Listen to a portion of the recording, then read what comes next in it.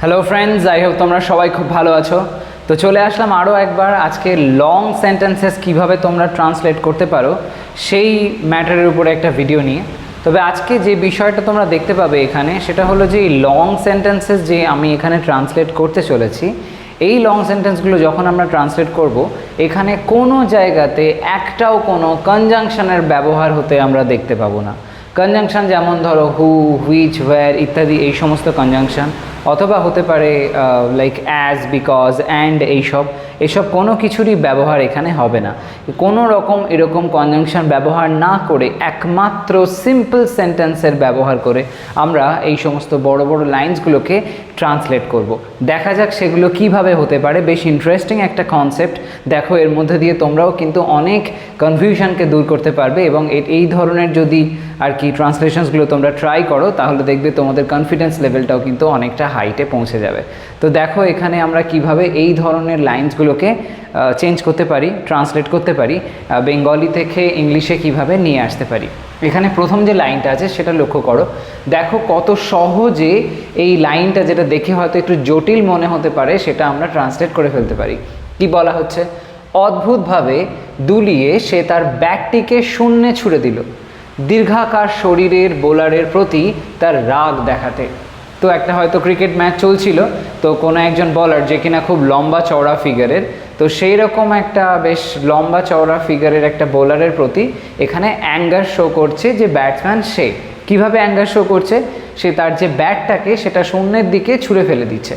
এরকমভাবে একটা অদ্ভুত ধরনের লাইন আমার মাথায় এসেছে এবং সেটা আমি লিখেছি। তো যাই হোক, তো এই লাইনটা যদি আমরা এখানে লিখি, লাইনটাকে ট্রান্সলেট করি, কেমনভাবে করা যায় মনে রাখতে হবে। এখানে কোনো রকম লিঙ্কার আমরা ব্যবহার করব না, তারপরেও এই লাইনটাকে আমরা ঠিক গুছিয়ে লিখতে পারবো। কিভাবে দেখে নাও। প্রথমে যে অংশটা আছে সেটাকে বোঝার চেষ্টা করো যে এখানে অ্যাকচুয়ালি আমরা ফার্স্টে যে সেকশনটা দেখতে পাচ্ছি সেটা কোনটা। সেটা হলো এইটা, যে অদ্ভুতভাবে দুলিয়ে, এটা হলো একটা অংশ। এই অংশটাকে আগে প্রথমে লিখতে হবে, তারপরে আমরা তারপরের অংশে যাব। তারপরের অংশটা কি আছে? সে তার ব্যাটটিকে শূন্যে ছুড়ে দিল। এই পর্যন্ত হলো পরের অংশটা।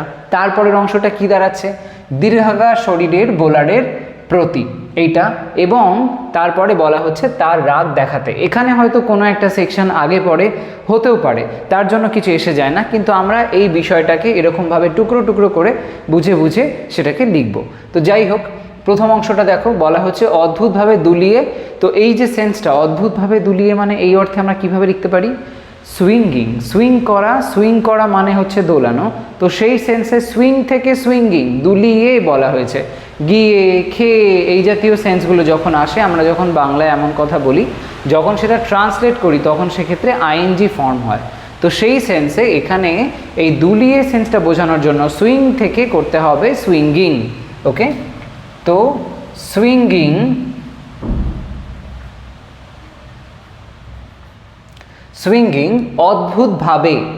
অদ্ভুতভাবে আমি তোমাদের আগেও বলেছিলাম, যখন কোনো কথার সঙ্গে এরকম ভাবে জাতীয় সেন্স আসে তখন সেক্ষেত্রে আমরা ওয়ে শব্দটার ব্যবহার করতে পারি। এখানে আমরা লাইনটা যদি এরকমভাবে লিখি, অদ্ভুতভাবে সেন্সে আমরা এই কথাটা এরকমভাবে বলতে পারি যে in an unusual way. Okay, swinging in an unusual, অদ্ভুত, অন্য রকমের, এরকম একটা সেন্সে আনইউজুয়াল কথাটা ব্যবহার করা হচ্ছে।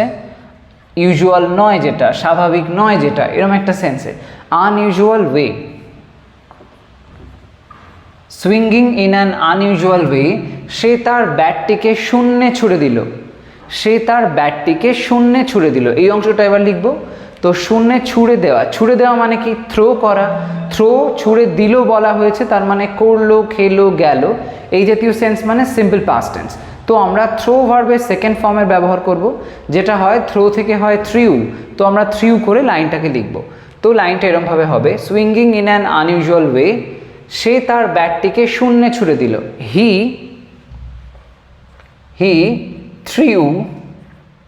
থ্রিউ হিজ ব্যাট, শূন্যে ছুড়ে দিল মানে ওই এয়ারের মধ্যে ছুড়ে দিল, এরকম একটা সেন্সে। তো up in the air. Okay, his bat up in the air. তো he threw his bat up in the air, তারপর কি? এই অংশটা কিন্তু হয়ে গেল, সে তার ব্যাটটিকে শূন্যে ছুড়ে দিল, সিম্পল পাস্ট টেন্স কমপ্লিট। এবার আমরা পরের অংশটায় আসবো, দীর্ঘাকার শরীরের বোলারের প্রতি তার রাগ দেখাতে। এবার এখানে যে কাজটা করলো এর পরেই ঠিক ওই যে ফ্যাক্টটা করলো, এখানে ঘটনাটা দেখতে পাচ্ছি আমরা, যে ফ্যাক্টসটা এখানে বলা হয়েছে এটার এক্স্যাক্ট কারণ যেটা, সেটাকে আমাকে এবার লিখতে হবে। সেটা কোনটা? সেটার মেন কারণটা হলো তার রাগটা দেখানো, এইটা হলো তার কাজ। তো সেই রাগ দেখানোটা আগে আমরা লিখে নেব। তো he threw his bat up in the air to, রাগ দেখাতে, শো হিজ, রাগ সেন্সে অ্যাঙ্গার বলতে পারি, রেজ শব্দটাকেও ব্যবহার করতে পারি। টু শো হিজ রেজ, কার প্রতি? না ওই দীর্ঘাকার শরীরের বোলারের প্রতি। ওই অংশটা বাকি রয়ে গেছে, লিখতে হবে এখানে প্রতি মানে তার দিকে, এরকম সেন্সে। তো সেই অর্থে আমরা অ্যাট এর ব্যবহার করতে পারি। To show his rage at the, দীর্ঘাকার শরীরের, টল ফিগার্ড, টল তারপরে ফিগার্ড, টল ফিগার্ড মানে দীর্ঘাকার শরীরের সেন্সে ফিগার্ড, আর দীর্ঘাকার বলা হয়েছে, তো দীর্ঘ মানে হাইটটা লম্বা, তাই জন্য টল। ওকে, টল ফিগার্ড বলার। ওকে, swinging in an unusual way, he threw his bat up in the air to show his rage at the tall figured bowler. ওকে, এরকম ভাবে দেখো কোথাও কোনো রকম লিঙ্কারের ব্যবহার হয়নি, তা সত্ত্বেও এত বড় লাইনটাকে আমরা সিম্পল সেন্টেন্সে কত সুন্দরভাবে করে ফেলতে পারলাম। ওকে, তো এরকমভাবে তোমরাও ট্রাই করো। পরের লাইনটাতে দেখো সেখানে আমরা কি ধরনের আর কি ওয়েতে এটাকে করতে পারি। এখানেও অবশ্যই আমরা কোনো রকম লিঙ্কারের ব্যবহার করব না। প্রদত্ত সময়সীমা শেষ হওয়ার পূর্বে বিচারকদের দৃষ্টি আকর্ষণ করার জন্য তিনি ঝলমলে স্টেজে গান গাইতে থাকলেন। হতে পারে একটা কোনো রিয়েলিটি শো চলছে বা কিছু একটা হচ্ছে যেখানে বেশ স্টেজটা খুব সুন্দর করে সাজানো টাজানো আছে, আলো টালো জ্বলছে, তো তাই জন্য ঝলমলে স্টেজ। সেখানে যে সিঙ্গার সে গান গেয়ে চলেছে বিচারকদেরকে ইমপ্রেস করার জন্য, এরকম একটা সেন্সে। তো এখানে আমরা লাইনটাকে যখন লিখব একই রকমভাবে আগেরটার মতন অংশগুলো দেখে নেব ছোট ছোট করে, মানে কোন কোন অংশগুলোকে আমরা পাচ্ছি। তো প্রথমে দেখো, প্রদত্ত সময়সীমা শেষ হওয়ার পূর্বে, তো এখান থেকে একটা অংশ নেওয়া যেতে পারে, প্রদত্ত সময়সীমা শেষ হওয়ার পূর্বে। তারপর বিচারকদের দৃষ্টি আকর্ষণ করার জন্য, এটা একটা অংশ হতে পারে। তারপর তিনি ঝলমলে স্টেজে গান গাইতে থাকলেন, এটা আরেকটা অংশ হতে পারে। তো তিনটে অংশ আমরা মোটামুটি এখানে দেখতে পাচ্ছি। তো সেই মতন এটাকে ট্রান্সলেট করব। এবার এটা যখন আমরা চেঞ্জ করব তখন সেক্ষেত্রে যদি এরকমভাবে চেঞ্জটা করি, যেখানে প্রথমে যে এই টোটাল লাইনটার মধ্যে সাবজেক্ট যে আছে তার যে অ্যাক্টিভিটিটা সেটা যদি আমরা ফার্স্টে লিখে নিই তাহলে এটাকে কিন্তু ট্রান্সলেট করতে সুবিধা হবে। তো এখানে প্রথমে দেখে নাও সাবজেক্টটা কে আছে, অনেক কিছু বড়সড় ব্যাপার আছে, তো সাবজেক্টটা খুঁজতে গেলে একটু খেয়াল করতে হবে। তো এখানে বলা হচ্ছে, আরেকবার দেখো পড়া যাক, প্রদত্ত সময়সীমা শেষ হওয়ার পূর্বে বিচারকদের দৃষ্টি আকর্ষণ করার জন্য, এই পর্যন্ত কিন্তু কোনো সাবজেক্ট নেই, যে কাজটা করছে তাকে এখনও পাইনি, এরপরে পেলাম, তিনি ঝলমলে স্টেজে গান গাইতে থাকলেন। তাহলে তার গান গাওয়াটা হলো এখানে মেইন অ্যাক্টিভিটিটা। তো এখানে যে গল্পের, মানে গল্প নয় অ্যাকচুয়ালি, সাবজেক্ট যেটা হচ্ছে এই লাইনটার মধ্যে, এই গল্পই হয়েছে একরকম বেশ বড়সড় লাইন। তো এখানে যে সাবজেক্ট হচ্ছে সেটা হলো তিনি, তো তার মানে সেই সেন্সে হি বা শি আমরা লিখতে পারি, সেটাকে দিয়েই প্রথমে শুরু করব। তো তিনি ঝলমলে স্টেজে গান গাইতে থাকলেন, এই অংশটাকে আগে আমরা এখানে ক্লিয়ার করব। সো হি গান গাইতে থাকলেন, গানটা গাওয়া চলতে থাকলো, এরকম সেন্সে আমরা এটা এরকমভাবে লিখতে পারি, হি kept on singing.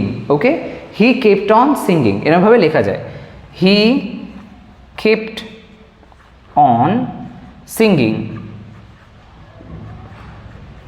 Keep on মানে হচ্ছে কন্টিনিউ করা, চলতে থাকা, সেটার সেকেন্ড ফর্ম হয়ে গেল kept on. He kept on singing, তিনি ঝলমলে স্টেজে গান গাইতে থাকলেন। তো কোথায় সিঙ্গিং করছিল? ঝলমলে স্টেজে। হি kept on singing on the, কোথায় না, ঝলমলে স্টেজ মানে শাইনি স্টেজ বলতে পারো, অন দ্য শাইনি স্টেজ,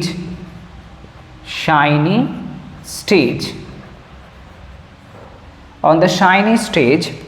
এরপরে আমরা লিখব যে কারণটা কি ছিল, কি জন্য সে গান গাইতে থাকলো, বিচারকদের দৃষ্টি আকর্ষণ করার জন্য, এই বিষয়টাকে লিখতে হবে।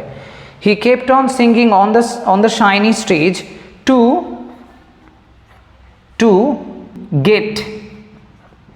গেট দ্য জাজেস, অনেকগুলো জাজ আছে, তো বিচারকদের জাজেস, তারপর অ্যাপোস্ট্রফি, জাজেসদের কি না তাদের দৃষ্টি আকর্ষণ করার জন্য, তো তার মানে তাদের মনোযোগ নেওয়ার জন্য। টু গেট দ্য জাজেস অ্যাটেনশন।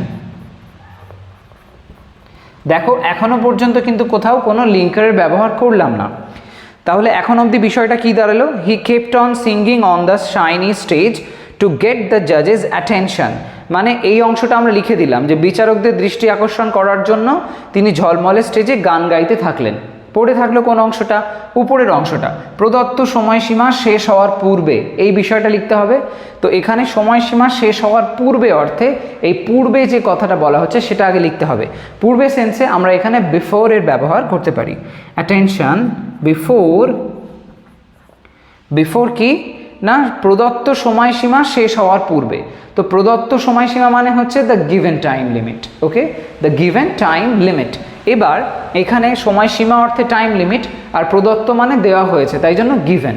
তো এখানে শেষ হওয়ার পূর্বে, বিফোর দ্য কমপ্লিশন, কমপ্লিট থেকে completion, before the completion of the given, প্রদত্ত সেন্সে গিভেনের ব্যবহার হয়ে গেল। এবার লিখব টাইম লিমিট। ওকে, দেখো তাহলে বিষয়টা কেমন দাঁড়ালো? He kept on singing on the shiny stage to get the জাজেস attention before the completion of the given time limit. তো এই অংশটা কিন্তু আমরা কমপ্লিট করতে পারলাম, যেখানে শুরুটা করেছিলাম এই তিনি ঝলমলে স্টেজে গান গাইতে থাকলেন এই অংশটা দিয়ে, তারপরে একটু একটু করে ব্যাকে আসলাম। এরপরে সেকেন্ড যে সেকশনটা ছিল যে বিচারকদের দৃষ্টি আকর্ষণ করার জন্য, ওই পার্টটাকে ক্লিয়ার করলাম। তারপরে প্রথমের অংশটা প্রদত্ত সময়সীমা শেষ হওয়ার পূর্বে লেখা হলো before the completion of the given time limit, এরকমভাবে। ওকে, দেখতে পেলে কোথাও কোনো কনজাংশনের ব্যবহার হলো না। তো এইসব ধরনের বিষয়গুলো নিয়ে কনফিউজ হবে না, এই ধরনের লাইন্সগুলোকে বানানোর চেষ্টা করতে হবে। যত চেষ্টা করবে জানবে তোমার নিজের এবিলিটিটাও কিন্তু আস্তে আস্তে অনেক গ্রো করে যাবে। তো ভুল যদি একটু হয়ে যায় তার জন্য ভয় পেয়ে যাওয়ার বা লজ্জাবোধ করার কিছু নেই, অবশ্যই এই ধরনের চেষ্টা বারবার করতে হবে, তবে তোমার ইংলিশটা কিন্তু আস্তে আস্তে প্রগ্রেস করতে থাকবে। পরের লাইনটা দেখো, সেখানে কি বলা হচ্ছে? তাকে মুক্ত মনে সাহায্য করতে সে 89 বাস স্ট্যান্ডের পাশে পুরানো বাজারের কাছে অবস্থিত তার বাড়িতে এসেছিল। এটাও বেশ একটা বড় সড়ো লাইন করা হয়েছে। এখানে দেখো কোন কোন সেকশনগুলো আমরা দেখতে পাচ্ছি। প্রথমে বলা হচ্ছে তাকে মুক্ত মনে সাহায্য করতে, এটা একটা অংশ দেখতে পাচ্ছি। তারপরে বলা হচ্ছে সে 89 বাস স্ট্যান্ডের পাশে পুরানো বাজারের কাছে অবস্থিত তার বাড়িতে এসেছিল। তো এখানে যে এরিয়াটা বোঝানো হয়েছে, একটা অ্যাড্রেস দেয়া হয়েছে, সেই অ্যাড্রেসের কাছে সে এসেছে, সেখানে কারোর একজনের বাড়িতে সে গেছে, এই সেন্সটাকে এখানে বোঝানো হয়েছে। তো এটা যখন লিখবো, প্রথমে যে অংশটা আছে সেটাকে দিয়েই পরপর করা যেতে পারে, সেক্ষেত্রে এমন কোনো অসুবিধা হবে না। তো প্রথম যে অংশটা লেখা রয়েছে, চলো সেটাকে আগে ট্রান্সলেট করে নিই। কী বলা হচ্ছে? তাকে মুক্ত মনে সাহায্য করতে। কাউকে মুক্ত মনে সাহায্য করা মানে ওপেন হার্ট নিয়ে কাউকে সাহায্য করা, এরম একটা সেন্সে। তো লাইনটা আমরা এরমভাবে লিখতে পারি, টু সাহায্য করতে, টু হেল্প মানে সাহায্য করতে, করতে, খেতে, ঘুমাতে, এই জাতীয় সেন্সে ইনফিনিটিভ সেন্সে আসে, সেই অর্থে টু এবং তারপরে ভার্বের ফার্স্ট ফর্ম বসে। তো টু হেল্প, তাকে সেন্সে আমরা এখানে হিম ধরতে পারি, টু হেল্প হিম উইথ, মুক্ত মনে, with an open heart, with an open heart একটা ফ্রেজ, মানে হলো মুক্ত মনে, ফ্রি থিঙ্কিং শো করে, এরম সেন্সে। To help him with an open heart সে, তো এখানে সে সেন্সে চলো আমরা শি লিখি। সে 89 বাস স্ট্যান্ডের পাশে পুরানো বাজারের কাছে অবস্থিত তার বাড়িতে এসেছিল। তো এখানে তার বাড়িতে এসেছিল, এখানে বাড়ির বিষয়টা আগে লিখে নিয়ে তারপরে সেই বাড়ির অবস্থানটা আমরা লিখব, তাহলে ইংলিশের কনস্ট্রাকশন অনুযায়ী সেটা লিখতে আমাদের সুবিধা হবে। তো সেই সেন্সে সে কোথায় এসেছিল, সে তার বাড়িতে এসেছিল, যেটা কিনা শেষে লেখা হয়েছে। ওই পার্টটা আগে আমরা এখানে লিখে নেব। She came to his house, যেটা অবস্থিত, তো অবস্থিত সেন্সে situated. She came to his house situated, situated কোথায় সিচুয়েটেড না 89 বাস স্ট্যান্ডের পাশে, পুরানো বাজারের কাছে। সিচুয়েটেড নিয়ার, উল্টো আসা যাক, আগে যেরকম আমরা উল্টো এসেছিলাম এখানেও সেরকমভাবে পুরানো বাজারের কাছে এই অংশটা এবার লিখব, তারপরে সে ওই যে 89 বাস স্ট্যান্ডের পাশে ওই বিষয়টাতে আসব। প্রথমে ওই প্রথম অংশটা লিখে দেওয়ার পরে তারপরে শেষের অংশটা লিখছি এবং তারপরে উল্টো আস্তে আস্তে আমরা এটাকে ট্রান্সলেট করছি। বিভিন্ন রকমভাবে ট্রান্সলেশনের প্রসেসগুলোকে বোঝার চেষ্টা করো। তো এখানে প্রথমে তাকে মুক্ত মনে সাহায্য করতে এই সেন্সটা লিখে দিলাম, এরপর শেষের অংশটা লিখলাম তার বাড়িতে এসেছিল, she came to his house. তারপরে আমরা উল্টো আসছি, বলা হয়েছে পুরনো বাজারের কাছে অবস্থিত, তো সেই সেন্সে নিয়ার দ্য পুরনো বাজার মানে old market, near the old market, situated near the old market 89 বা 89 বাস স্ট্যান্ডের পাশে, বিসাইড দ্য 89 বাস স্ট্যান্ড। ওকে, তাহলে এবার অংশগুলোকে মিলিয়ে নেওয়া যাক। কি কি বলা হচ্ছে, তাকে মুক্ত মনে সাহায্য করতে, two help him with an open heart. এরপরে আমরা লাস্টে চলে আসলাম, সেখানে বলা হয়েছে তার বাড়িতে এসেছিল, she came to his house. এরপরে আমরা উল্টো গেলাম, সেখানে বলা হয়েছে পুরনো বাজারের কাছে অবস্থিত, তো অবস্থিত সেন্সে situated near the old market, পুরনো বাজারের কাছে। তারপরে কি বলা হয়েছে 89 বাস স্ট্যান্ডের পাশে, তো 89 সেন্সটা এখানে লিখলাম আমরা, বিসাইড পাশের সেন্সে দ্য 89 বাস স্ট্যান্ড। ওকে, তো ওভারঅল মিনিংটা আমরা এখান থেকে এই লাইনটার মধ্যে দিয়ে পেয়ে গেলাম। এরকমভাবে টুকরো টুকরো করে আমরা কিন্তু ট্রান্সলেশনটা করতে পারি। তো পরপর যেমন ট্রান্সলেট করতে পারো, আবার অনেক সিচুয়েশান অনুযায়ী প্রথমে একটা অংশ বাংলাতে যখন আমরা বলি, প্রথম অংশটা লিখে দেওয়ার পরে আমরা হয়তো সেই অ্যাক্টিভিটি যেটা হয়েছে, যেটা কিনা সেই লাইনের সাবজেক্ট আছে, তার যে কাজ সেটাকে আমরা আগে লিখে দিই। প্রথমে একটা অংশ লেখার পরে সেই সাবজেক্টের কাজটা লিখতে হয় এবং তারপরে বাকি অংশটুকুকে আমরা লিখতে পারি। তো সেই সেন্সটাই কিন্তু আমি এখানে দেখালাম। পরের লাইনটা দেখো, সেটা কি বলা হচ্ছে, ক্লাসের সবচেয়ে লম্বা ছেলে হওয়ার কারণে দুর্ভাগ্যবশত সে ক্লাসের প্রথম বেঞ্চে বসার সুযোগ পায় না। এটা খুবই অদ্ভুত একটা লাইন আমার মাথায় এসেছিল, একটা ঘটনা শুনেছিলাম আমি সেই পরিপ্রেক্ষিতে। যারা লম্বা হয় তাদেরকে ক্লাসের পেছনে পাঠিয়ে দেওয়া হয় এবং যারা হাইট একটু শর্ট তাদেরকে ক্লাসের সামনের দিকে আনা হয়। এরকম অনেক জায়গাতেই করা হয়েছে, সেরকম আর কি আমরা শুনেছি অনেকেই হয়তো। তো তোমরা যদি কেউ এমন এক্সপিরিয়েন্স করে থাকো তাহলে সেটা জানিও, এটা খুব স্যাড একটা ফ্যাক্ট, যদিও এরকম হওয়া উচিত নয়।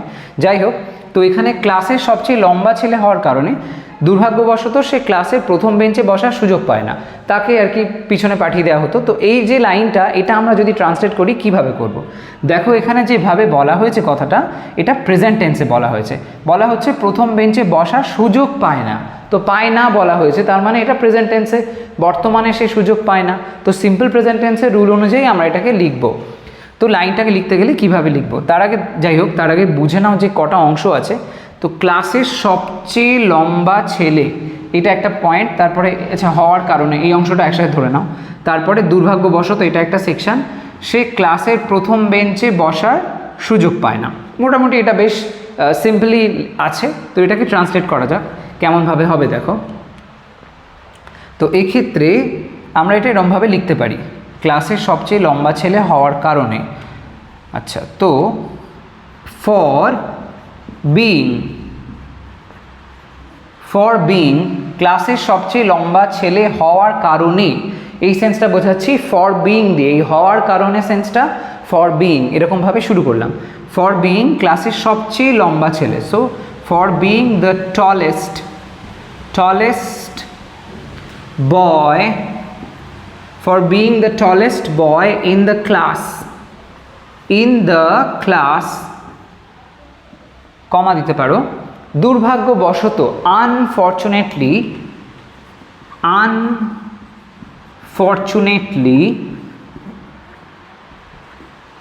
আনফর্চুনেটলি আবার একটা কমা দাও, সে ক্লাসের প্রথম বেঞ্চে বসার সুযোগ পায় না।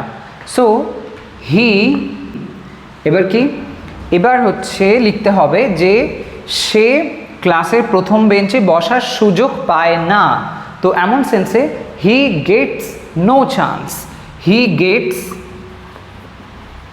কোনো সুযোগ পায় না, তো হি গেটস নো চান্স। কিসের সুযোগ পায় না? না হচ্ছে প্রথম বেঞ্চে বসার, gets no chance to sit on the first bench in the class. Okay, so এবার যদি মিলিয়ে নেওয়া যায়, ক্লাসের সবচেয়ে লম্বা ছেলে হওয়ার কারণে, for being the tallest boy in the class, দুর্ভাগ্যবশত আনফর্চুনেটলি সে ক্লাসের প্রথম বেঞ্চে বসার সুযোগ পায় না। He gets no chance to sit on the first bench in the class. Okay, তো এরকম এই অংশটা, প্রত্যেকটা অংশ কিন্তু পরপর মিলে গেল। তো এখানে কোনো রকমভাবে কোথাও এতটুকু কিন্তু লিঙ্কার বা কনজাংশনের ব্যবহার হলো না, এবং তা সত্ত্বেও দেখতে পেলাম এরম ধরনের লাইন্সগুলো, যেগুলো কিনা হচ্ছে বেশ বড় সড়ো লাইন্স, সেগুলোকে কিন্তু অনেক সহজেই লিঙ্কারের ব্যবহার ছাড়াও করা সম্ভব। তো এই ধরনের লাইন্সগুলো যত তোমরা নিজেরাও বানাতে থাকবে, তোমাদের কনফিডেন্স লেভেলটা তৈরি হবে, এবং ইংলিশটাকে ডিফারেন্ট ওয়েতে যত ট্রাই করবে তত কিন্তু গ্রোথটা আসতে থাকবে। তো আজ তবে এইটুকুই, তোমরা সবাই ভালো থাকো, সুস্থ থাকো। নেক্সট ভিডিওতে চলে আসবো আরও একটা কোনো ইন্টারেস্টিং টপিক নিয়ে ডিসকাস করার জন্য। বাই।